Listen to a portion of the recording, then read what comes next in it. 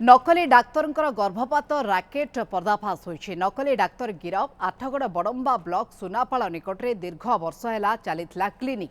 आज Badamba police clinic रे चढ़ाऊ कर नकली डाक्तर जयंत बस्तिया को गिरफ करिछि। गर्भपात पर व्यवहृत सरंजाम जबत करा जाइछि।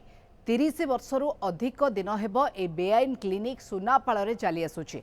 अभियुक्त जयंत बस्तिया दीर्घ दिन धरिकी बिना लाइसेंस रे एक गुप्त क्लिनिक चलाई आसुथिले। स्थानीय लोकंर अभियोग क्रमे बड़म्बा पुलिस और बड़म्बा गोष्ठी स्वास्थ्य केन्द्र भारप्राप्त अधिकारी डॉक्टर दोलगोविंद जेना उपस्थित रे क्लिनिक रे चढ़ाऊ करा जाइछि।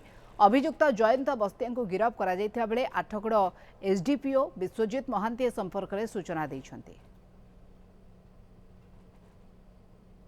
आम पाखे इनफर्मेशन आसला कि जैनिक व्यक्ति जयंत बस्तिया सुनापाल से निज घर में विभिन्न प्रकार मेसीन रखिकी आवर्सन